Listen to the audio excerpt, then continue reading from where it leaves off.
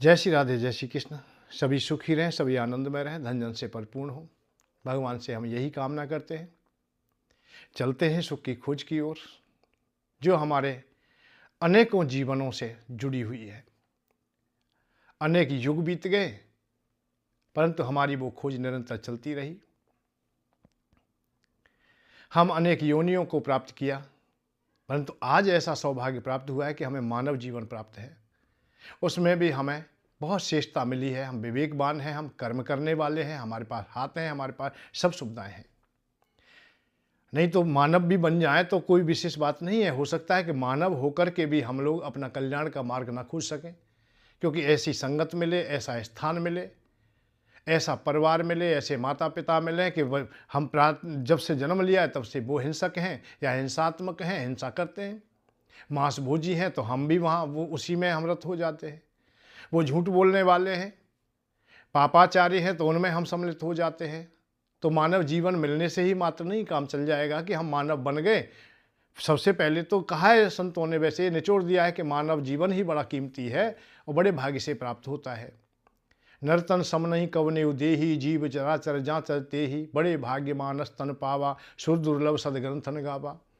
ये तो निश्चित है कि मानव जीवन समस्त योनियों में श्रेष्ठ है, पर इसमें भी हमें संशय है कि आज जो जीवन मिला है कल ना मिले हमें। हम मानव तो बन जाए, परंतु पशु तुल्य ही जीवन हम जीते रहे। जो चाणक्य जी ने कहा है, हो सकता है उन पंक्तियों में से हम भी सम्मिलित हो जाए। हो सकता है आगामी जीवन में हमें कुछ प्राप्ति ही ना हो, ना हम धनवान हो सके, ना बलवान हो सके, ना ज्ञानवान हो सके, ना हम पुण्यवान हो सके। ऐसा ना विद्या तपो न दानम ज्ञानम न शीलम गुणो न धर्मा ते मृतलोके भूभार भूता मनुष्य रूपेण मृगश्चरंती। हम मृग के समान अथवा पशु के समान ही जीवन यापन करने वाले हुए तो फिर हम क्या करेंगे। इसलिए जो हमें जीवन मिला है, जैसी अवस्था में मिला है, आज हमारा अच्छा है और ये कार्य हमें आज ही करना है। आज ही हमें सुख की खोज करनी है, दृढ़ता से और निश्चितता से। सुख की खोज कैसे करेंगे कि जब हम लोग अपने को पवित्र कर लेंगे, पावन कर लेंगे। पवित्रता और पावनता क्या है कि हम लोग छल कपट से दूर हो जाए, हम द्वैभाव से दूर हो जाए, हम निर्मल मन वाले हो जाए, साफ मन हो हमारा, फिर हमें कोई परेशानी नहीं है। जिन जिन का साफ मन हो जाता है वही कर्मयोगी हो जाते हैं। कर्म भी करते रहते हैं, फिर भी वो कर्मों के बंधन में नहीं बनते हैं। जिनके हृदय में कुछ छुपाव है, कुछ सहजता नहीं है और निर्मलता नहीं है, वहाँ ऐसी बातें होती है कि वो ना करें तो भी बंधन में बंध जाते हैं, या उन्हीं कार्यों में वो रुचि रखते हैं, मन से भी, बुद्धि से, चित्त से और क्रिया से भी। तो हम लोग सहज हो, सबसे पहले तो हम सहजता को प्राप्त करें और फिर सने सने हम लोग सत्यता की ओर चलें, सही को जानने का प्रयत्न करें। आप मेरे साथ चलते हो, बहुत अच्छी बात है। आपका और हमारा जो साथ मिला है ये निश्चित हम लोगों के जीवन को सार्थकता देने वाला है। आप भी आज विश्वास कर लीजिए और मैं भी आपको विश्वास दिलाता हूं। आप मुझ पर विश्वास कीजिए, मैं आप पर विश्वास करूं, तो फिर हम कुछ छुपाएंगे ही नहीं। एक दिन इशारा किया, मित्रवत भाव रखें। ना मैं कोई संत हूं, ना महात्मा हूं, ना कोई बैरागी हूं, ना ज्ञानी हूं, ना मोक्ष वाला हूं। मैं तो केवल संसार में रहने वाला सदगृहस्थी बनना चाहता हूं और वही आपको बनाना चाहता हूं। सबसे पहले हम लोग सदगृहस्थी बन जाएं, हम मानव बन जाएं, हम संसारी बन जाएं। संसार में तो हम अच्छे हो जाएं, जहां हैं वहां तो अच्छे हो जाएं, अपने घर पर तो अच्छे रहें हम लोग। हम परलोक में अच्छे होंगे या ना, पीछे की बातें, पहले यहाँ अच्छे हो जाएं। यहाँ हम साफ सुथरे रहें, अच्छे रहें, तो हम सब जगह सुंदर लगेंगे। घर पर हम अच्छे वस्त्र पहनते हैं तो बाहर भी हम अच्छे ही पहन के जाएंगे। बहुत लोग देखे तुमने, सालों से नहाए नहीं है, अपने को सफाई नहीं रखते, अच्छा नहीं रखते हैं, नाखून बढ़ रहे हैं, बाल बढ़ रहे हैं, उल्टा सीधा उनका व्यवहार हो रहा है। कई दिवस हो जाते हैं नहाते ही नहीं। हो सकता है ठंड के मौसम में तो नहावे ही नहीं। अब बारात आ गई कहीं से कि अब तो बारात में जाना है, तो पाम धोने में लगे तो पाम का मैल तो एक दिन में छूटता नहीं है। बालों की भी व्यवस्था संभाले तो वो नहीं संभलती है, वस्त्र भी पहनता है तो भी उल्टा सीधा हो सकता है, फिर भी कुछ अधूरा रह जाए। कुर्ता पजामा तो हमने नए सिलवा लिए, जूते भी हमने लिए, पर स्वापी है जो हमारे पास अंगोछा है वो हमारा पुराना ही है। तुमने देखे होंगे बहुत गांव के लोग इस प्रकार के जो रोजाना जिस व्यवस्था में नहीं रहते हैं उससे अलग जब होने लगते हैं तो वो दूर से ही देखने लगती है। ऐसे बोलचाल की अवस्था, ऐसे खान पीन की अवस्था है। तो हम लोग एकाएक कहीं की बात करें ना, पहले हम यहाँ सही हो जाए, हम रोजाना प्रतिदिन की जो दिनचर्या है हमारी, वो हमारी अच्छी हो जाए, हम अच्छी प्रकार से रहना यही सीख जाएं, पहले हम मानव ही बन जाएं। भगवान राम पूरे जीवन काल में अपने को मानव बनाने में लगे रहे, वो अपने को परमात्मा बनाने में नहीं लगे कि मैं परमात्मा हूं, मैं परमात्मा बनूं। किसी से कह रहे हो कि मैं परमात्मा हूं, भाई मुझे परमात्मा मानिए। उन्होंने तो किसी से कहा भी नहीं, किसी भी विषम परिस्थिति में भी ये नहीं कहा मैं ईश्वर हूं, मैं परमात्मा हूं। वो केवल यही दर्शाते रहे कि मानव कैसे रहेगा, मानवता कैसे धारण करेगी, आने वाला युग मुझसे प्रेरणा ले, मुझसे कुछ सीखे। राजधर्म हो तो कैसा हो, परिवार धर्म हो तो कैसा हो, ये सब बात उन्होंने हमारे सामने रखी। राजधर्म के सामने विषम परिस्थितियां आ सकती हैं, सबसे प्यारे से प्यारा भी कोई बलिदान देना पड़ सकता है, तब तुम श्रेष्ठ राजा होगे। यदि प्रजा किसी के कारण दुखी है और तुम्हारे निस्वार्थों के कारण दुखी है, और फिर भी प्रजा का नहीं सुनते हैं, बड़े बड़े आंदोलन करने के बाद नहीं सुनते। भगवान राम ने तो गुप्त रूप से ही केवल ये बात सुन रही थी कि मेरी सीता के प्रति इनके भाव ठीक नहीं है। तो अपने सबसे जो प्रिय था, अर्थात स्वयं में ही सीता जी को बहुत प्रेम करते थे। सीता जी के वियोग की जब कहानी भगवान राम की सुनोगे तो पागलों जैसी अवस्था तक हो जाती है। बहुत लोगों को भ्रम हो जाता है, सती माँ को भ्रम हो गया कि ये अब मानव नहीं है, अर्थात मानव है, वो भगवान नहीं है, ये मानव साधारण मानव है, क्योंकि वो इस अवस्था में पहुंच गए थे। हे खग मृग हे मधुकर श्रेणी, तुम देखी सीता मृग नैनी, अर्थात लता पताओं से भी, खग मृगों से पूछते हैं। वो पागलों जैसी अवस्था होती है, उनके बगैर वो जीना भी नहीं चाहते, और उनको प्राप्त करने के लिए उन्होंने सब प्रयत्न किए। परंतु जब राजधर्म आया सामने, तो एक श्रेष्ठ राजा बनना, अपने को प्रस्तुत करने के लिए कि राजधर्म कैसे चलता है, कि प्यारे से प्यारी वस्तु को भी हमें त्यागना पड़ता है, हमें छोड़ना पड़ता है, निस्वार्थों के लिए राज सिंहासन नहीं। आज के जो नेता हैं निस्वार्थ के कारण हम लोगों को बहुत कुछ दे देते हैं, उसका परिणाम आने वाले भविष्य को भोगना पड़ता है। जैसे हमारे देश के बंटवारे हुए, उस समय निस्वार्थों के कारण, निजी इच्छाओं के कारण जो हमसे अलग हुए थे वो हमने साथ में रख लिए। आज वो मलच्छों के कारण हमारा देश फिर उसी अवस्था में पहुंच चुका है। तो निजी स्वार्थों के द्वारा राजा नहीं जीता है। भगवान राम ये बताना चाहते हैं कि उसके निजी स्वार्थ कोई नहीं होते, निजी कोई इच्छाएं नहीं होती। तो मानव बनने का उन्होंने प्रयत्न किया, पूरे जीवन काल में किया। राज की आज्ञा को कोई स्वीकार ना करे तो उसे क्या करना चाहिए? राजा भी ऐसा होना चाहिए जो प्रजा का ध्यान रखे। सीता जी का त्यागन करके ये दिखाया उन्होंने कि प्रजा के अनुसार हमें चलना पड़ेगा, प्रजा की इच्छाएं भी हमें जाननी पड़ेंगी। पर लक्ष्मण ने जब आज्ञा भंग की है, उनकी आज्ञा ना मानी और राज आज्ञा नहीं मानी, राम की आज्ञा की बात नहीं, भाई की आज्ञा मानता या ना मानता कोई बात नहीं, पर राजा की आज्ञा नहीं मानी, उसका परिणाम लक्ष्मण से प्यारा ज्यादा कौन कहेंगे हम लोग? लक्ष्मण से अधिक प्रेम तो किसी को कहेंगे ही नहीं हम। परंतु उसी लक्ष्मण को उन्होंने लोष्ट की भांति त्याग दिया। मैं आज के बाद मेरा तेरा कोई संबंध नहीं है, मृत्यु दंड से भारी दंड दे दिया। किस लिए? कि मानव बनने के लिए। तो सबसे पहले हम लोग, अरे देवता बने या ना बने, ईश्वर को पाए या ना पाए, वो पीछे की बातें, पहले हम मानव तो बन जाए, हमारे कर्तव्य तो पूरे हो जाए। अभी हमने कर्तव्य पूरे नहीं किए, हम ब्रह्म ज्ञान की चर्चा कर रहे हैं या ब्रह्म को पाने की बात कर रहे हैं। हम यहाँ की क्रियाओं को कर ना पाए, माता पिता की सेवा हो ना सकी, पत्नी का पालन हो ना सका, बच्चों की अच्छी शिक्षा दीक्षा या व्यवस्था हो ना सकी, पितृगणों के लिए तर्पण भी नहीं किए, देवताओं को हमने ऋण से मुक्त, अपने को ऋण से मुक्त नहीं किया, ऋषियों ने जो हमें धरोहर दिए उनके लिए हमने कुछ ना किया, इस प्रकृति से जो कुछ लिया हमने, ये साधन लिया, ये देह लिया, उसको हमने कुछ ना दिया। हम कर्तव्य विहीन होकर के हम वैराग्य और मोक्ष की ओर तो चल दिए, अधूरे होकर के नहीं।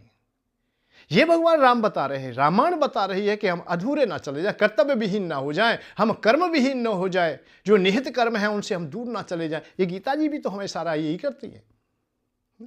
अपने निज कार्य हमें करने चाहिए, जीविका के जो साधन है वो भी हमें बटोरने चाहिए। हमें घर गृहस्थी में कैसे रहें? गृहस्थीवान समाधि लेने लगे तो ये अच्छा नहीं है। गृहस्थीवान के लिए तो संतोषी कहा भी नहीं है। राजा कभी संतोषी ना हो और ब्राह्मण कभी असंतोषी ना हो। ये नीति कहता है, ये शास्त्र कहता है। ब्राह्मण का भाव है कि जो वैराग्य की ओर जा रहा हो, जो ब्रह्म को प्राप्त करना चाहता हो, वो कभी भी असंतोषी ना हो, वो संतोषी होना चाहिए। क्योंकि संतोष का भाव है उसे सब कुछ छोड़ना है, उसे संसार से परे चलना है। अब उसके लिए कोई भी चीज ऐसी नहीं है जिसे वो प्राप्त करने की इच्छा रखता हो, इसलिए वो उससे संतोषी होना चाहिए। और राजा असंतोषी होना चाहिए, क्योंकि उसे संचित करना चाहिए, धन को भी करना चाहिए, अन्न को भी करना चाहिए, राज्य का विस्तार करना चाहिए, अपने परिवार का विस्तार करे, घर में अर्थ की व्यवस्था सही हो, अपने परिवारी जनों की भी व्यवस्था अच्छी हो। ये नहीं कि घर सुकड़ता चला जाए, छोटा होता चले जाए, नहीं, घर बड़ा होना चाहिए, विस्तार होना चाहिए, उसका नाम भी होना चाहिए, उसके पास काम भी हो, उसके पास कर्म भी सही हो, उसके कर्तव्यों के पालन भी हो। ये इशारा किया जाता है, गीता जी हमें बताती है। हमारा अधूरापन केवल यही होता है कि हम लोग असमय में बहुत काम कर लेते हैं। असमय में तुम कुछ भी करोगे वो ठीक नहीं है। समय निर्धारित है हर कार्य करने का। गेहूं की फसल कब बोई जाएगी वो निर्धारित है, गन्ना कब बोवेगा निर्धारित है, हर बीज अंकुरित होगा कब होगा। ऐसे ही हमारी दिनचर्या में हर चीज है, हर क्रियाएं हैं हमारी। भाई हमें बाल अवस्था में क्या करना है ये निर्धारित है। अब बाल अवस्था की क्रियाओं को तुम बुढ़ापे वालियों को करने लगे, शोभा नहीं देंगी, अच्छी नहीं होंगी, सुहावनी भी नहीं लगेंगी। कोई बालक बड़े बूढ़ों जैसा बोलने लगे, ऐसे निर्णय देने लगे, तो वो अच्छा नहीं लगता है। और बड़ा बूढ़ा कोई है, वृद्ध है कोई, और बच्चों जैसी बातें करने लगे तो वो अच्छा नहीं लगता है। ऐसे ही जवानी की क्रियाएं जवानी में करें, और जवानी में आप बुढ़ापे की चर्चाएं करने लगे, वैराग्य की चर्चाएं करने लगे, ब्रह्मचर्य की चर्चाएं करने लगे, त्याग की चर्चाएं करने लगे, तो फिर कहां तुम स्थिर रहेंगे। इसलिए गीता और भागवत या हमें शास्त्र अपने पुराने सब लोग शिक्षा देते, बताते कि कब क्या करना है।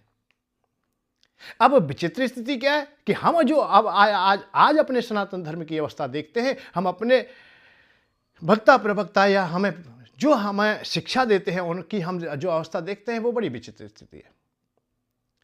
वो ऐसी अवस्था है कि जिससे कि सनातन धर्म हमारा मजबूत नहीं होता है, अब तो वो उसको बड़ी हानि हो रही है। हम कुछ समय में प्रवचन करने बैठ जाते, कुछ समय में हम वो बातें कहते हैं जो उस समय की थी नहीं। कितने घर गृहस्थीवान बैठे होते हैं, उन्हें वैराग्य की बात बताते हैं। गृहस्थीवान बैठे होते हैं, उन्हें हम मोक्ष धर्म की बात बताते हैं, तत्व ज्ञान की बात बताते हैं। अब उन्हें वो जबकि उनके लिए है ही नहीं, उनको आवश्यकता भी नहीं है उनकी, इसलिए उनके कानों में वो बैठती नहीं, उनके हृदय तक पहुंचती नहीं। यदि ऐसा होता, ये वो ध्यान से सुनते या उनके पास में उस शिक्षा का कोई प्रभाव होता, तो करोड़ों लोग रोजाना प्रवचन सुनते वैराग्य के, मोक्ष धर्म के, परमात्मा के, ब्रह्म के। नीचे सुनते नहीं, ब्रह्म के सुनते, मोक्ष धर्म के सुनते, परंतु कोई भी वैरागी नहीं दिखाई देता, कोई परम ज्ञानी नहीं है, कोई मोक्ष वाला नहीं। इसका कारण क्या है कि जिसने सुनाया था वो भी ज्ञानी नहीं था, वो भी वैरागी नहीं था, वो भी मोक्ष धर्म वाला नहीं था, वो भी लोभी था, उसके पास भी काम था, उसके पास भी क्रोध था, सब विषय उसने भी अपनाए हुए वो ऊपर ऊपर से कह रहा था, वो बनावटी बोल रहा था। तो बनावटी भाषा का कोई विशेष प्रभाव नहीं पड़ता, इसलिए सनातन धर्म में हमारे में कमजोरी आती है। हमें बात करनी चाहिए संसार की। अर्जुन से जितने एक बात कही जाए संसार की कही जा रही, अरे तू वैराग्य की बात कर रहा है, तू संसार की बात क्यों नहीं करता भाई? ये वैराग्य लेने का समय थोड़ी है तेरा कि वैराग्य लूं, भागूं, मैं भीख भी मांग लूंगा, मैं त्रिलोकी का शासन भी नहीं चाहता, कोई अपमान करे करता रहे, दुश्मन भी मुझे मारे तो भी कोई बात नहीं। बड़ी लंबी वैराग्य की बात की, पर भगवान कृष्ण ने कहा नहीं, तू कर्तव्य विहीन होकर के भाग रहा है, तुझे बहुत लोग गाली देंगे, तुझे बहुत गाली देंगे, तुझे नपुंसक कहेंगे, तुझे डरपोक कहेंगे, तुझे भयभीत कहेंगे, तुझे कायर कहेंगे। गाली पे गाली दी भगवान कृष्ण ने, ऐसा मत कर। पर तर्कशास्त्री था, बहुत तर्क बोला, बहुत अर्जुन बोला, पर भगवान श्री कृष्ण भी पीछा नहीं छोड़ते। 17 पड़ाव हो गए गीता जी में, 18 अध्याय है, 17 पड़ाव तक बोलते रहे भगवान कृष्ण। ऐसे नहीं मानता है तो ऐसे मानेगा, ऐसे नहीं मानता है तो ऐसे मानेगा। और अंतिम पड़ाव आया तो भगवान कृष्ण ने अपनी शक्ति भी दिखाई। तू अपने को ज्ञानी कहता है, तू बार बार पंडितों जैसी बातें करता है, अरे मुझसे ज्यादा नहीं है। जो मैं तुझे बात बता रहा हूं वो सूर्य को भी बताई मैंने, सूर्य ने अब मनु को बताई, मनु ने इक्ष्वाकु को बताई, इस तरह से चलती रही। मारे ये तो बहुत पुरानी बात कह रहे हो माधव, तुम तो बहुत झूठ बोल रहे हो। मारे कि नहीं, मैं झूठ नहीं बोल रहा हूं, मैं पहले भी था, आज भी हूं और पीछे भी रहूंगा, मैं इसीलिए ईश्वर हूं, परमात्मा हूं। पर तर्क शास्त्री तो तर्क शास्त्री होते हैं, वो बोले कि मारे मैं कैसे मान लूं तुम परमात्मा हो, तुम्हारा जीवन तो अभी प्राप्त हुआ है, इसी युग के हो आप लोग, इसी समय के हो, हमारे समय के हो, हमारे संबंधी भी हो, हम कैसे मान रहे हैं? हम दुनिया माने या ना माने पर मैं कैसे मान लूं भाई? यदि ऐसा है तो कोई प्रमाण दीजिए। भाई प्रमाण के लिए तो भाई मेरे पास साधन तो है, पर तेरे पास वो साधन नहीं है। माने क्या कह रहे हैं माधव? हाँ, क्योंकि मैं केवल उन्हीं लोगों को दिखाई देता हूं जिनके पास में एक दिव्य चश्मा होता है, वो पहन लेता है, जो दिव्य दृष्टि के बगैर मैं दिख नहीं सकता हूं, और वो तेरे पास है नहीं। तो माधव कहां मिलती है? वो भी हमारे पास ही मिलती है भैया, हमारी दुकान खोल के बैठे हैं। तो एक ऐनक मुझे भी दे दीजिए। मान के ठीक है, दिव्यम ददाम ते चक्षुम पश्चिम मेघ योगमेश्वरम, देख मैं तुझे चक्षु देता हूं, तुझे मैं दिव्य दृष्टि देता हूं, तू मुझे देख ले। तो उन्होंने अपने को ईश्वर बनाकर भी दिखाया, यहां प्रमाणित किया कि मैं ईश्वर हूं। तो मेरी बात मान, ईश्वर की भी बात नहीं मानेगा यार, तू झूठा बैराग की बात करा। जन कहां सुन लिया तेने, कहां से ये प्रवचन सुने कि काम के समय पर तू बैराग की बात कर रहा है? अभी तेरे कर्तव्य पूरे नहीं हुए, भाई तेरी बाट जो रहे हैं, तेरी मां वहां 13 साल से इंतजार कर रही है, हस्तिनापुर में रह रही है। उसने चलते समय जब मेरी शांति दूत का अर्थात मेरा प्रस्ताव स्वीकार नहीं किया, दुर्योधन की सभा में अपमानित होकर के मुझे वहां से वापस आना पड़ा, मुझे भी बंदी बनाने के लिए आदेश तक दे दिया। तो कुंती बुआ के पास में जब आया तो उन्होंने मुझे कहा कि मैं आज तक इंतजार कर रही हूं, और क्षत्राणी इसीलिए संतति जनती है, और आज के लिए ही ऐसे ही अवसर के लिए क्षत्राणी संतान उत्पन्न करती है, और वो समय आ गया है। और उस समय में तू कायरता दिखाता है, तू पुत्र भी ना रहेगा, तू बैराग की बात करता है, तुझे परमात्मा मिलने की बात कहता है, तू तो मानव भी नहीं रहेगा, तू पुत्र भी ना रहेगा, तू भाई भी नहीं रहेगा, तू मानव भी ना रहेगा, तुझे कायर कहेंगे, तुझे नपुंसक कहेंगे। भगवान कृष्ण ने बहुत कुछ कहा। अब हमें सहजता में ही वैराग्य मिल जाता है भाई, ऐसा नहीं। इस आर्याव्रत को हमें मजबूत करना है, हमें समझना है, हमारा सनातन धर्म कायरों का नहीं है। हमारा सनातन धर्म पहले से शस्त्र और शास्त्र का है। शस्त्र को भी समझिए, शास्त्र को भी समझिए। ना शास्त्र कमजोर है ना शस्त्र कमजोर है, हमारा शास्त्र भी कमजोर होता जा रहा है और शस्त्र भी कमजोर होता है। कोई भीड़ धीर, कोई लुकुटिया भी साथ में रख ले, अरे बाबा जी होकर के चिमटा रखता है, तुझे क्या भय है? भय नहीं, ये व्यवस्था है, साधन है। हर व्यक्ति को शस्त्र रखना चाहिए, जिस रूप में जैसा भी है। गृहस्थी है तो गृहस्थी की तरीका से रखे, लाठी अपने हाथ में रखे। संत है तो चिमटा रखे, त्रिशूल रखे। अरे हनुमान जी से ज्यादा कौन बैरागी होगा, कौन संत होगा? पर हनुमान जी पूजा में भी अपने इस बंदूक को नहीं छोड़ते, अपनी बंदूक साथ रखते हैं। उन्होंने किसी भी अवस्था में, राम जी का दरबार लगा हुआ है, जबकि मां तो सब सुरक्षित है, पर बंदूक साथ है, गदा साथ है, गदा नहीं छोड़ा। और भगवान राम ने तो यह दर्शाने का, बताने का भी प्रयत्न किया है, ये राज दरबार पूरा तब होगा जब मेरे कांधे पर धनुष बाण होगा, कांधे पर मेरे पे तुंडीर होगा, बाण भी मेरे साथ होंगे। पता नहीं किस क्षण किस पल क्या होने वाला है, परंतु हमने सबको बता। अरे संत होकर भयभीत हो रहा है, अरे तुझे क्या डर है?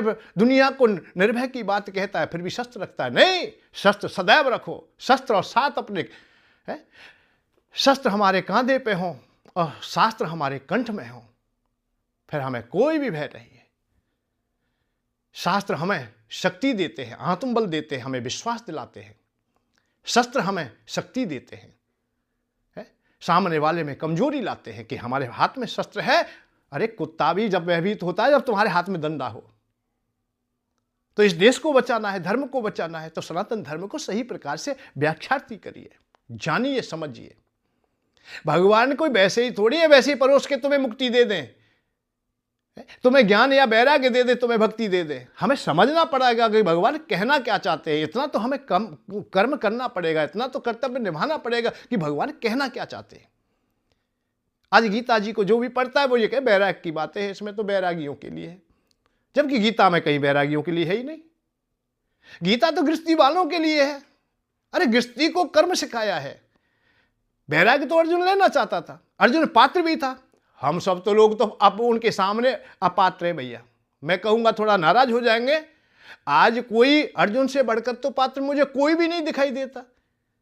उनका परीक्षण भी हुआ, पहले भी उन्होंने अपना तप करके देख लिया है कि मैं समाधि लेके बैठ सकता हूं या ना। ट्रेनिंग कर ली थी उन्होंने। शंकर भगवान को की उपासना करते, शंकर भगवान सहशरीर उनके पास आते हैं, उनको गले से लगाते हैं। तो तपस्या में भी अडिग है कि अब एक जगह बैठ करके आसन को भी मैं जमा सकता हूं, अर्थात स्थिर बैठ सकता हूं। देवताओं का भी सुख उन्होंने देख लिया है भाई। देवताओं के जो भोग है वो भी देख लिए हैं। देव सिंहासन पर आदि बैठ चुके हैं इंद्र के बराबर में भाई। उनके धर्मपिता हैं वो इंद्र। और भोगों की बात करें तो सबसे अंतिम भोग होता है स्त्री सुख। उर्वशी जैसी दिव्य नारी का भी, अर्थात दिव्य अप्सरा का भी सुख उन्हें प्राप्त था, पर अपने में संयम धारण किया। एक योगी को, एक वैरागी को संयम ही रहना चाहिए, तो उन्होंने ये भी परीक्षण दिया। उर्वशी को भोगा नहीं, जबकि उर्वशी की इच्छा थी। स्वयं उसने याचना की है कि तुम्हारे पिता ने कहा है, मैं तब तुम्हारे पास आई हूं। एक नारी को ना ठुकराया जाए। नारी जब अपने मुंह से कहने लगे और फिर आप ठुकरा दे तो वो अच्छी बात नहीं है। ठुकराए तो दंड भी भोगना पड़ेगा। मैं दंड भोग लूंगा, परंतु मैं अपने नियम संयम को ना त्यागूंगा, मैं अपनी प्रणाली को ना त्यागूंगा। तो अर्जुन से बढ़िया और श्रेष्ठ कौन हो सकता है। हम एक रात्रि नहीं जग सकते। देवराज कि जो सुयोग पुत्र अर्जुन, हम अर्जुन को देखते हैं निंदा विजयी हैं। वो निंदा पर भी विजय प्राप्त किए हुए, और उनको फटकार दिया भगवान किसने। अरे वैराग्य की बात मत करिए, वैराग्य की बात अच्छी नहीं है। पूरे गीता को अपने तरीका से पढ़िए। कितनी जगह नहीं भगवान कृष्ण ने कहा है कि यदि तुम्हें संसार का अभी सुख चाहिए, संसार में हो तो देवताओं की पूजा करो भाई, मेरे पास मत आओ भाई। परंतु कहना हमने समझा ही नहीं। हमने गीता ने जो कहा है वो समझा ही नहीं। हमें बताया गया तो विपरीत बताया गया। अरे तीसरे अध्याय में देखिए, 11वें और 12वें श्लोक कहते हैं, स्पष्ट कहते हैं कि यदि तुम्हें संसार के सुख चाहिए देवताओं की पूजा कीजिए। 5वें अध्याय में, 7वें में, 9वें में, अरे एक जगह नहीं कई जगह भगवान कृष्ण ने स्वयं कहा है भाई अभी तुम्हें संसार चाहिए तो मेरी पूजा की आवश्यकता नहीं, तुम देवताओं की पूजा करो, क्योंकि सामान तो वो देने वाले, वही देवता हैं, वो तुम्हें देंगे। अरे मैं तो लेवता हूं, मैं तो लेने वाला हूं भैया। मेरे पास आते हो तो सबको छोड़ के आइए। तस्यामन ग्रह लामम वित्तम तस् हराम्यम करोम बंधु विच्छेदम सात दुख जीवता। यदि मेरे पास आता है तो बंधु बांधवों का भी विच्छेद तू ना करेगा तो मैं कर दूंगा, तू ना छोड़ेगा तो मैं मार दूंगा उन्हें, जीविका के साधनों को नष्ट कर दूंगा मैं, मान अपमान भी तेरा होगा, बहुत पीड़ा भी दूंगा। तस्यामन ग्रह लामम, घर से बेघर कर दूंगा। तस्यामन ग्रह लामम वित्तम तस्हराम करोम बंधु विच्छेदम सात दुख जीवता। बहुत दुख दूंगा। और इस तरह सब दुखों को सहन करते हुए फिर भी तू रट लगाएगा कि मुझे ही प्राप्त करना है, तो भैया मैं आ जाऊंगा। अब वह विचित्र स्थिति है, करोड़ों व्यक्ति चाहते हैं हमें संसार मिले, हम वैराग्य परोसने में लग रहे हैं। और वैराग्य का परिणाम कोई जानता नहीं कि क्या होता है। वैराग्य का परिणाम है पत्नी आज ही मरे, लड़का हमारा आज ही मरे, या वो हमें पीट पाट दें जिससे कि हम घर छोड़ के भाग जाए। हमारे घर मकान है, इस पे बिल्डोजर चल जाए, खेत खलियान जो भी सब नष्ट हो जाए। अपनी देह से भी जिसका संबंध ना रहता हो उस वो वैराग्य, और वो बात बताई जाती है। वेदांत सार सर्वस्यम ज्ञान विज्ञान में बचा अहम आत्मा निराकारो सर्व साक्षी सुखी भव। अरे सुखी हो जा, खूब सुखी। अष्टावक गीता कह रही सुखी हो जा। कब हो जा? वेदांत ने कहा है, वेदों ने कहा, शास्त्रों ने, पुराणों सब ने कहा अहम आत्मा निराकारो, कि तेरी आत्मा निराकार है, आकार में है ही नहीं, किसी भी बंधन में नहीं बनती, किसी देह में नहीं बंध रही है, तो फिर संसार में बंधने की बात ही नहीं है। वो बात हमें बताई जा रही है जो हमारे यहां प्रयोजन में नहीं आ रही। हम मानव बन ना सके, हम परमात्मा बनने के लिए चल दिए। हम सबसे पहले पहली सीढ़ी को मजबूत करें, हम घर गृहस्थी को मजबूत करें, हम कुछ उपकार करें तो देश और धर्म के लिए विचार करें। यही से तुम निष्ठावान हो जाओगे। एक दिन परिपक्व की अवस्था आएगी, एक दिन ऐसी अवस्था आ जाएगी कि आप लोग वैराग्य की ओर स्वतः चले जाओगे, स्वाभाविक चले जाओगे। जवानी सदैव ना रहेगी, जवानी स्थिर नहीं है, आहिस्तर है, एक दिन ये चली जाएगी। धीमे धीमे जवानी जाने लगे तो बहुत कामनाएं हमारी विश्राम पाती जाती हैं, नहीं पाती है तो बलात् चली जाती है। जब इंद्रिय काम नहीं करेंगी तो हमारी इच्छाएं धरी रह जाएंगी। इसलिए उस समय आप लोग उन इंद्रियों का सहायता कीजिए। जवानी में जो तुमने सहायता की है, ऐसी बुढ़ापे में सहायता कीजिए। आज जब इंद्रिय काम नहीं कर रही तो हम जबरदस्ती क्यों करें? भैया अब नहीं, अब इस विषय को त्याग दे। अब हमारे दांत नहीं रहे तो हम चना क्यों चबाएं? अब भैया अब नहीं, हम चना नहीं खाते। इसमें क्या परेशानी है भाई? चना नहीं खाते क्योंकि दांत नहीं है हमारे पास में। ऐसे ही शरीर की जितनी भी इंद्रियां हैं सब बूढ़ी होंगी, सब जर्जर होंगी। जब जर्जर होंगी तो अपना अपना काम छोड़ेंगी। फिर हम क्यों बार बार उनको हम परेशान करें? हमें समझौता करना होगा। इसी का नाम वैराग्य है। और स्वाभाविक ही तुम अरुचि में चले जाते हो तो परम वैरागी हो जाते हो। मोक्ष तक पहुंचने में देरी नहीं। पर अधूरे चले गए, दांतों को लेके चले गए तो जहां चना मिलेंगे, चाहे तुम कुछ भी कहो, तुम चना नहीं खाओगे तो बेर की गुठली है तो चबाई लोगे, फिर नहीं मानोगे। यदि काम अधूरा रह गया तो स्वप्न में देखने लग जाओगे। एकांत में बैठे बैठे स्वर्ग की अप्सराओं को बुलाने लगोगे। कहीं ना कहीं तो काम तुम्हारे पास आएगा, कहीं ना कहीं से तो तुम उसकी ओर अपने को मोड़ते चले जाओगे। चाहे आप लोग स्वप्न में जाएं, चाहे जागृत अवस्था में जाएं। बलात् इंद्रियों को रोकना कोई रोकना नहीं है। ये कृष्ण भगवान ने कहा है कि बलात् इंद्रियों को रोक ले कोई, तो ये कोई रोकने की बात नहीं है। अज्ञान ज्ञान में डूबा योगी ना करने पर करता है, करता रहता कर्मयोग, करता हुआ ना करता है। अज्ञान ज्ञान में, अज्ञान ज्ञान कहा है। कभी कभी बलात् जो इंद्रियों को हम रोक लेते हैं उनको भगवान अच्छा नहीं कहते हैं। बलात् जो रोका है उसमें तो बहुत विपरीतता है। जैसे किसी ने मौन धारण किया है, अरे मौन तो धारण कर लिया है पर भीतर से खूब बोल रहा है। वो नहीं समझ में आ रहा तो लिख के भी दे रहा है, दूसरों को गाली भी दे रहा है, मन को भी दुखी कर रहा है। केवल प्रण कर लिया, बोलूंगा नहीं, पर बोल रहा है। प्रण कर लिया कि उपवासी रहूंगा मैं, अब आज अन्न नहीं खाऊंगा, पर इधर से उधर मन जा रहा है, भूख बार बार आ रही है और अपने में संयम नहीं है। अरे भैया भूख लग रही है, आज हम एकादशी रहे हैं, असली घी में आलू छूकना है, खोए की मिठाई ले आना। हम क्या करें, भूख एक दिन से जितना रोटी उस दिन नहीं खाता था और दिन नहीं खाता, उससे ज्यादा है फलाहार की व्यवस्था कर ली, सेब भी लिया, अब तो दूधाहारी हो गया, दूध लिया, समा की खीर बना दे। पत्नी को भी दुखी रखता है और कह रहा है कि मैं उपवासी हूं। तो भगवान कह रहे हैं अज्ञान ज्ञान में डूबा योगी।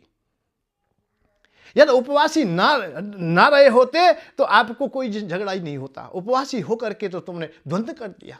एक दिन पहले से तैयारी की, अनेक लोगों को पूछा कि भाई एकादशी क्या बात, जबकि खूब पता थी कल ही रहूंगा, फिर भी पूछ रहा है। और पूछ नहीं रहा, दूसरों को बता रहा है कि मैं एकादशी रहता हूं, दूसरों पे भी थोप रहा है। घर भी बता दिया, नहीं पंडित जी कह रहे थे कल की एकादशी है, दही जमा देना, कहीं भूल मत जाना, कल एकादशी रहूंगा मैं। जैसे तैसे एकादशी बीत गई, पर अड़ोसी पड़ोसी के जहां किसी के जहां रोटी बनी, सबसे पहले नासिका ने तुम्हारी नहीं सूंघी है,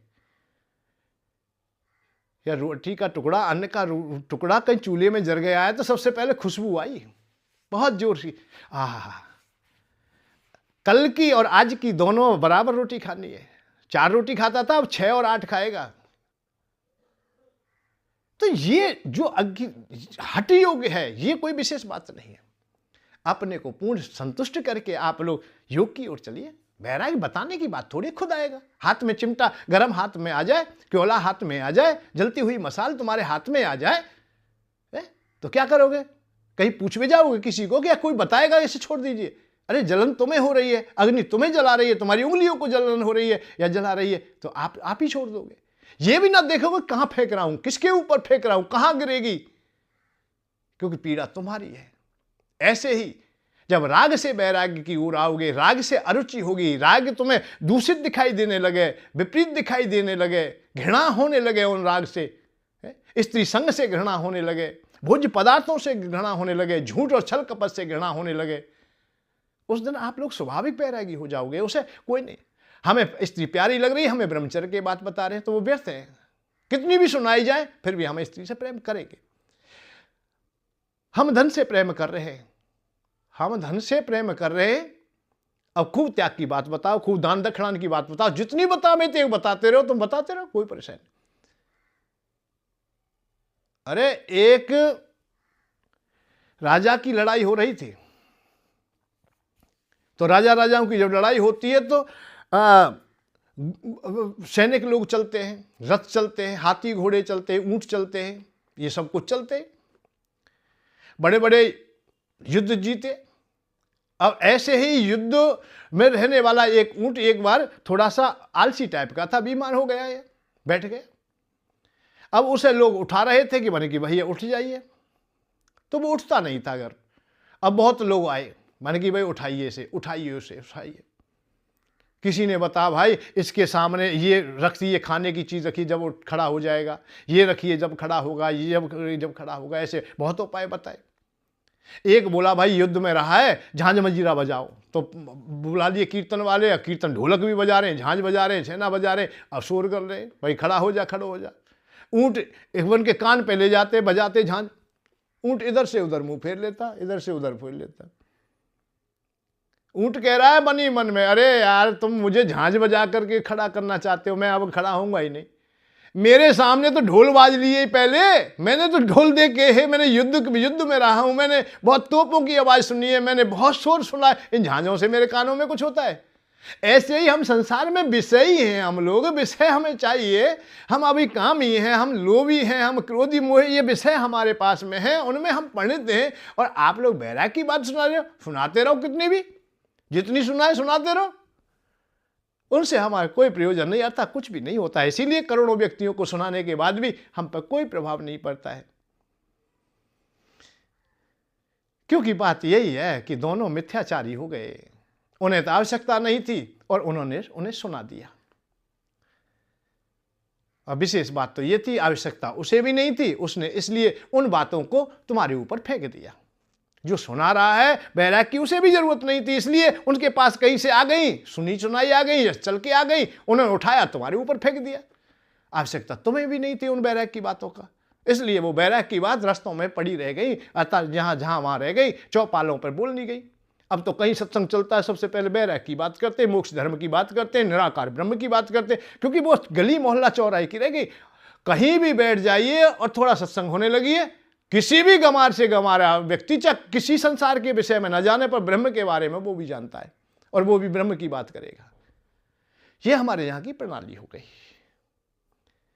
आप लोग केवल इतना ही कीजिए, जीवन में अपने को संभालिए, घर गृहस्थी को संभालिए, इस परिवार को संभालिए, अपने इस लोक को संभालिए, परलोक आप सुधर जाएगा।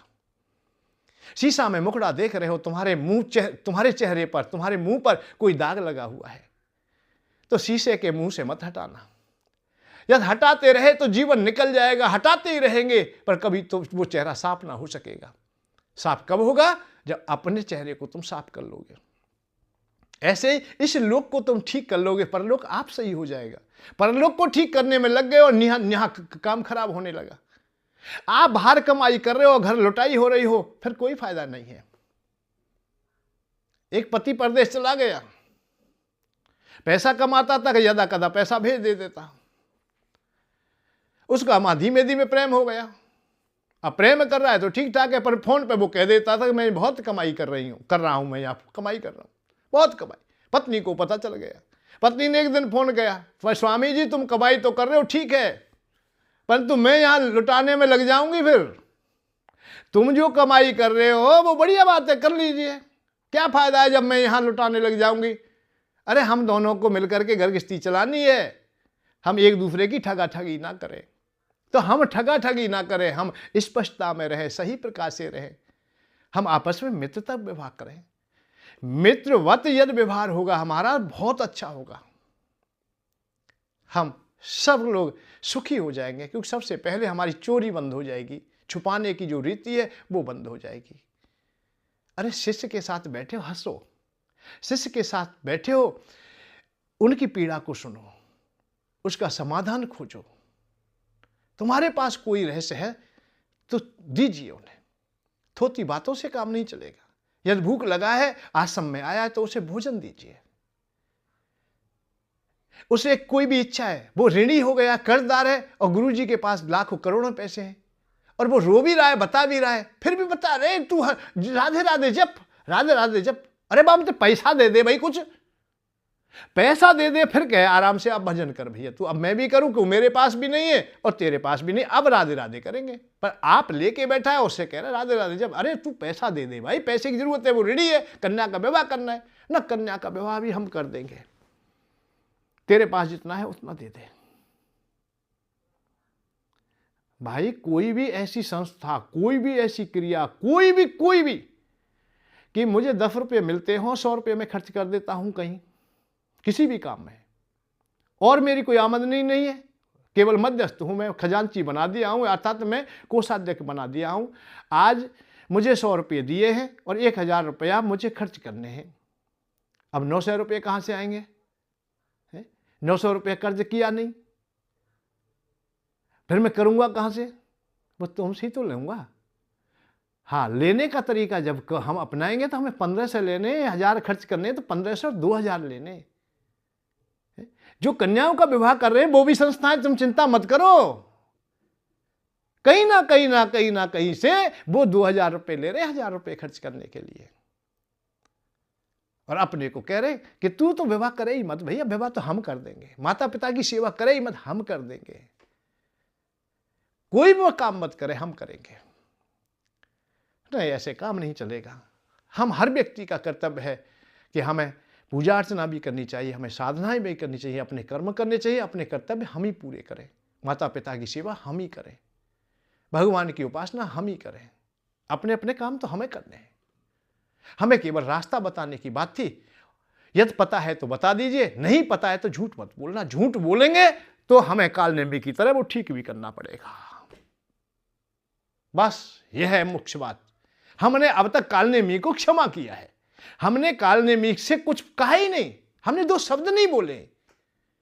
बात है इस बात की, यदि कालनेमी को हनुमान जी ये शिक्षा देके गए, कालनेमी कहीं मिले, कालनेमी ब्रह्म की बात कर रहा है, त्रिकालदर्शी हो रहा है, भूत भविष्य वर्तमान की तीनों काल की बात बता रहा है, और पता कुछ नहीं था, पता कुछ भी नहीं था, केवल रटा हुआ था। रावण ने बता दिया था सब बात आकर के, नहीं तो कालनेमी तो युद्ध में भी नहीं था, रावण ने आके बता दिया। वही बातों को मां बता रहा है, सब बात पढ़ लिख के आया था, बनावटी बातें, क्योंकि हृदय में तो थी नहीं, विश्वास भी कैसे करे, क्योंकि उसने देखा भी नहीं, प्रत्यक्षदर्शी भी नहीं था कि राम जी का और रावण का युद्ध हो रहा है, वो तो रावण ने बताया कि। तो मैं तो केवल यही बात कह रहा हूं, कालनेमी को जब दंड मिलने लगे तो हमारी परिभाषाएं बहुत अच्छी हो जाए। हमारा ये आर्याव्रत, हमारा ये सनातन धर्म, हमारा ये भारत देश मजबूत हो जाएगा। किसी में कोई ताब नहीं जो हमारे देश की ओर देख सके। हानि पहुंचाने की बात तो बहुत दूर है, क्योंकि इस विश्व में, इस दुनिया में, चराचर जगत में जो हमारे पास सामर्थ्य है वो किसी के पास नहीं। मर्यादाएं हैं तो हमारे पास है, मानवता है तो हमारे पास है, शस्त्र है तो हमारे पास है, शास्त्र है तो हमारे पास है, गणित है तो हमारे पास है, वाणी है तो हमारे पास है, हमारे पास सब कुछ है। हम कहीं अधूरे हैं ही नहीं। हाँ, केवल हम लोग बेशर्मी में हम अधूरे हैं। सनातन धर्म में बेशर्म नहीं होते, पापाचार में अधूरे हैं, हम लूट खसूट में अधूरे हैं। पर हम धीमे धीमे उनकी तरह बनना चाहते हैं, तो भाई कैसे बन जाएंगे हम लोग? अरे वो जन्म सिद्ध अधिकार है उन्हें पापाचार का, तो पापाचार में हम कमजोर रह जाएंगे, हम पीछे रह जाएंगे। इसलिए हमें धार्मिक ही होना चाहिए, हमें धर्म वाला ही होना चाहिए। हम उनकी होड़ करेंगे तो उनसे तो पीछे ही रहेंगे। आप लोग कितनी भी दूसरे की होड़ करो, उससे कहीं ना कहीं कमजोर रह जाओगे। इसलिए अपने ही काम को कीजिए। भगवान किसने ये बात कही कि दूसरे के काम को करने का विचार मत कर। स्वधर्म निधनम चा पराधर्मो भयावह। अपना धर्म कमजोर भी हो, अपना पिता कमजोर भी हो, फिर भी हमारा श्रेष्ठ है, दूसरे के श्रेष्ठ से अपना श्रेष्ठ है, क्योंकि मर्यादाएं टूट जाएंगी। हम दूसरे को पिता कहेंगे तो मां का अपमान होगा, मां के शील का अपमान होगा, मां के धर्म का, मां की ममता का, सबका अपमान हो जाएगा। हम दूसरे को सम्मान दें। आज मैंने बहुत लोग देखे अपनी जाति नहीं बताते, अपने पिता का नाम नहीं बताते कि हम इस वंश से हैं। उन्हें यह संकोच तो होता ही नहीं कि हम माँ का अपमान कर रहे हैं। सबसे पहले अपनी माता का अपमान कर रहे हैं। हमने मर्यादाएं तोड़ दी, हम बहुत पीछे रह गए। तुम कितनी मर्यादाएं तोड़ेंगे? वहां तो कोई संबंध ही नहीं जिन संबंधों की तुम बात करते हो। मां पत्नी होती ही नहीं तो तुम तो बहुत पीछे रह जाओगे। तुम इतने निकम्मे नहीं हो सकते, या इतने तुम नहीं गिर सकते, इतने हिंसक नहीं हो सकते कि जिसे हम खाना खिला रहे हैं उसी को हम काट दें। हमारे सनातन धर्म में तो जिसकी रक्षा के लिए संकल्प ले लिया है, हम अपने प्राण दे देंगे, परंतु उसकी रक्षा करेंगे, चाहे वो पखेरु क्यों ना है, चाहे कबूतर ही क्यों ना है शिवी महाराज के आंगन में बैठा हुआ। हम अपने तन के टुकड़ा कर करके दे देंगे, परंतु उस पखेरु के प्राण बचाएंगे, रक्षा करेंगे। ये हमारा सनातन धर्म है। तो हम नीचे भी नहीं गिर सकते, तो हम अधूरे क्यों रहे? हम इसलिए अपने स्वधर्म को ही अपनाएं, अपने देश को ही हम श्रेष्ठता दें और देश हित में हमेशा सोचते रहें। देश हित से कभी बाहर ना जाएं। देश का 1 रुपये का भी नुकसान किसी भी अवस्था में नहीं होना चाहिए। ये हमारे बुद्धि में होना चाहिए, हमारे कर्तव्य में होना चाहिए, हमारे कर्म में होना चाहिए, हमारी हर क्रिया में होनी चाहिए। बस की सीट पर बैठ गए, वहां लिखा था सरकारी संपत्ति अपनी है, माने हमारी है, हम तो इसे फाड़ेंगे। सीट कोई फाड़ने लग रहा है, फॉर्म को निकालने लग रहा है। सरकारी संपत्ति अपनी है, ये लिखा सरकार ने, जगह जगह लिखा सरकारी संपत्ति अपनी है। भाई सुरक्षित रखे। हम खैरात ले रहे हैं, सरकार तेल दे पल्ले में ले, ये परिभाषाएं निकालनी, ये देशद्रोहियों की परिभाषाएं हैं। ये धर्म के अनुकूल नहीं है, ये देश हित में नहीं है, देश से विपरीत है। हमें आवश्यकता नहीं है तो भी हम राशन ले रहे हैं, जबकि सरकार ने यह कहा था तेरी जैसे तू अपने घर को अच्छा समझता है, अपने घर की सुरक्षा करता है, ऐसे बस की सीट की भी तू सुरक्षा कर, सरकारी संपत्ति की सुरक्षा कर अपनी जिम्मेदारी के अनुसार। पर नहीं, रास्ते में तो हमें कचरा फेंकना है, क्यों? हमें क्या है, रास्ता है ये तो। रास्ते में हम थूकते जा रहे हैं, चौराहे पे हम गंदगी कर रहे हैं क्योंकि वो नहीं है। जबकि सरकार ने यह कहा था जैसे अपने आंगन को तू स्वच्छ रखता है, ऐसे चौराहे को भी स्वच्छ रखने का प्रयत्न कर, जब ही तू देश वाला होगा, धर्म वाला होगा, सही श्रेष्ठ होगा, मानव होगा, अच्छा व्यक्ति होगा। तो सबसे पहले हम इसी लोक में कुछ बन जाएं, तो फिर परलोक में बन जाएंगे। परलोक की ज्यादा ना चर्चा करें। हम लोग ये कई बात में लग गए, हम इस लोक को भूल गए, परलोक की बात रह गई। इस लोक को, अरे ये कहावत है गांव की, गोद के को भूल के यार पेट के का हम सहारा क्या देखें। जो गोद में है, हमारे आंचल में खेल रहा है, हमारे साथ में बातें कर रहा है, तो उससे दुलार करें। अभी पेट में आएगा या आया है या नहीं आया, अभी पैदा नहीं हुआ, उसकी बात करें। अरे भविष्य की बात करें, वर्तमान को हम छोड़ दें, वर्तमान के कर्तव्यों से हम विहीन हो जाएं। हम भविष्य की कामनाएं करते रहें कि भविष्य में ऐसा हो, भविष्य ऐसा हो। अरे वर्तमान को सही कीजिए, भविष्य तो आप चल के आ जाएगा। भविष्य कोई ऐसा अड़िग नहीं है कि जो तुम्हारे सामने घुटने ना टेके। भविष्य को तो घुटने टेक कर तुम्हारे सामने नतमस्तक होना होगा। भविष्य में कहां ताब जो सदैव स्थिर रहा है और हमारे पास ना चल के आए, वो चल के आएगा। वर्तमान हो तुम, वर्तमान में ही अपनी अवस्था को मजबूत कीजिए, और वर्तमान जिसका बढ़िया है, भविष्य भी बढ़िया है, और भूतकाल उनसे प्रेरणा लेता रहेगा। वो धर्म की स्थापना वाले बन जाएंगे, सीखने वाले बन जाएंगे, कुछ ना कुछ तो दे के जाएंगे। और ऐसा तो प्रयत्न करना चाहिए कि आने वाला युग कुछ तुमसे प्रेरणा ले सके, और तुमको भी पशु की भांत मरता हुआ देखता रहे, तो कल गिनती में भी नहीं आएंगे आप लोग। कोई नहीं गिनने वाला, कोई नहीं समझने वाला, मर जाए मर जाए। एक संकट और बनेंगे कि तुम फूकने और पड़ रहे हो। यदि आप लोग इतना काम कर जाते हो कि अड़ोसी पड़ोसी परिवारी जन ये भी सोचे अरे ये मर गया, अब तो 10-12 दिन और बैठना पड़ेगा, ये फूकना पड़ेगा, हमारे पास तो कंडा नहीं है, हमारे पास तो ईंधन नहीं है भाई, एक गठरिया उससे ले आओ भाई, छोटे से ले आओ, एक गठरिया, एक टोकरी कंडे इधर से ले आओ, उपला ले आओ, इधर से ले आओ, इधर 4 जगह से लाए, अरे फूंक दो जाए, कैसे करके फांस कटे, कच्चा पक्का जैसा फूंके। ऐसा यदि करके जा रहे हो तो तुम्हें शर्म लगनी चाहिए। तुमने क्या किया? तुमने किया क्या? तुम्हें आने वाला युग भी कोई संभालने वाला नहीं, गिनती करने वाला नहीं, तुम्हारे लिए तर्पण करने वाला नहीं, श्राद्ध करने वाला नहीं, तुमसे कोई प्रेरणा लेने वाला नहीं। अरे शुगर कुकर की भांत मरने के लिए मानव नहीं कहते कि मनुष्य जीवन मिल गया तुम्हारा श्रेष्ठ हो गया। नहीं नहीं नहीं नहीं, जब तक सद्विचारी ना हो, शिष्टाचारी ना हो, भगवान का प्यारा ना हो, समाज का प्यारा ना हो, देश का प्यारा ना हो, तुम कुछ भी नहीं हो, लोस्ट की भांत व्यर्थ ही जीवन पाया। तो व्यर्थ जीवन ना जाए, इसके लिए ही हम लोग आपस में मिलते, और मैं तो आपसे मित्रता जोड़ रहा हूँ इसीलिए कि आप लोग मेरे साथ चलिए। हो सकता है कि हम ऐसा कार्य कर चले, ऐसी अवस्था बना चले जो आने वाला युग हमें संभाले।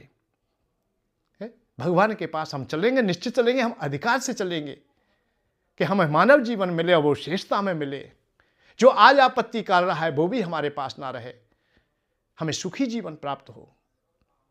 मोक्ष की कामना व्यर्थ की करके हम लोग अधूरे रह जाएंगे, क्योंकि हम इस लायक नहीं है तो उस लायक कैसे। हमने हाई स्कूल पास नहीं की, हम IAS अफसर कैसे बन जाएंगे। हमने हाई स्कूल की है तो हाई स्कूल की बात की, डिग्री की बात करिए, उनकी नौकरी, उनकी अवस्था की बात की। जो तुम्हारी सामर्थ्य है, जो तुम्हारी औकात है, वहां तक की बात कीजिए। कदम आगे बढ़ेंगे तो हम आगे आप ही बढ़ जाएंगे। संसार में बहुत कुछ पाने के लिए है, उसे खोजिए। चलिए मेरे साथ में, मन लगेगा, अच्छा लगेगा। थोड़ी देर भी तुम ठहरते हो तो मुझे भी अच्छा लगता है, और मैं भी विश्वास से कहता हूं मेरा संग भी तुम्हें दुखी ना करेगा। आपको शांति मिलेगी, आपको खुशी मिलेगी, आपको हंसी मिलेगी, आपको करुणा के आंसू मिलेंगे, भगवान का अनुभव होगा, भगवान भी साथ साथ हमारे चलेंगे। एक दिन वो अवसर आएगा कि हमें भी वो चश्मा मिल जाएगा जिससे कि भगवान के दर्शन होते हैं। ये मेरा विश्वास है। आप लोग जुड़िए, और जुड़ने का साधन बहुत अच्छा है। कहीं जाना नहीं, कहीं आना नहीं, कोई काम छोड़ना नहीं, कोई काम नहीं छोड़ना तुम्हें। अरे नौकरी कर रहे हो, वहाँ भी अपने भाई गाने भी तो सुन रहे हो आप लोग, अमिताभ बच्चन के गाने सुन रहे हो, और भी रफ़ी के सुन रहे हो, और लता मंगेशकर, और भी तो सुन रहे हो आप लोग, नाना प्रकार के मनोरंजन भी सुन रहे हो। ऐसे 10-20 मिनट ये इसे भी हमारे साथ भी कर लीजिए, बस हो गया कब। आप घर में रह रहे हो, खेती में बाड़ी में रह रहे हो, व्यापार कर रहे हो, सफर में चल रहे हो, कहीं भी चल रहे हो, भाई मोबाइल तुम्हारे हाथ में है। मेरे संग के लिए तुम्हें काम नहीं छोड़ना। मैं किसी को काम नहीं छुड़वा रहा हूं कि तुम शांत हो करके बैठे और काम छोड़ दे जब मेरी बात सुने, या मेरे संग करे, मेरे साथ चले। नहीं नहीं, मैं तुम्हारे साथ। तुम यदि मशीन चला रहे हो तो मैं तुम्हारे साथ खड़ा हूं, तुम यदि खेती कर रहे हो तो तुम्हारे साथ हूं मैं, तुम रास्ता में चल रहे हो तो मैं भी तुम्हारे साथ हूं, चारपाई पे सोए हो तो मैं भी तुम्हारे साथ हूं, वहां भी तुमसे मैं बात करूंगा। हमारे पास तो वो सुविधा है। आज हमारे मित्र हो जाइए, मेरे सखा हो जाइए, मैं आपका साथ दूंगा, आप मेरा साथ दीजिए। इस जीवन को बढ़ाइए, सही प्रकार से चलाइए, ये जीवन का लाभ ले लीजिए, कहीं जीवन हमसे व्यर्थ ना चला जाए। मन पछताई अवसर बीते, अवसर बीत जाएगा तो व्यर्थ चला जाएगा, और जाने में देरी नहीं है, क्योंकि पता ही नहीं कब चला जाए। पानी जैसा बुलबुला असमानस की जाए, और देखत ही छुप जाएगा जो सारा प्रभात, कल का पता नहीं। इसलिए इस जीवन को सार्थकता दीजिए। जिन्होंने हमें जीवन दिया है, हमें बुद्धि दी है, विवेक दिए, उनका एहसान मानो, उनके ऋणी हो जाइए। और ऋण से उर्ण होने के लिए करुणा के आंसू हैं, हाथ जोड़िए, बस आप नम हो जाइए, सब ऋण उतर जाएगा। माता पिता हाथ जोड़ने मात्र से खुश हो जाते हैं, आशीर्वाद दे देते हैं, उनकी पूर्ण सेवा हो जाती है। पिताजी हम धन्य हो गए, आपकी संतान है हम। केवल इतना कह के देखिए एक दिन। ऋषियों से प्रणाम कीजिए, शास्त्रों का आदर कीजिए, देवताओं का आदर कीजिए। बस आदर जिस दिन करना सीख जाएंगे उस दिन ऋण से उर्ण हो जाएंगे। और जब ऋण नहीं रहेगा कोई भी, तो भगवान के हम हो जाएंगे। हम ऋणी हैं जब तक हमें यहाँ जीवन में बंधन है। हम ऋण को नहीं दे पा रहे तब तक हम अधूरे हैं। और ऋण के लिए केवल करुणा के आंसू दो तुम्हारे पास है, कहीं से लाने नहीं है। मेरे साथ चलिए, बहुत मन लगेगा। कल भी चलेंगे हम लोग। जय श्री राधे, जय श्री कृष्ण। सभी सुखी रहे, सभी आनंद में रहे।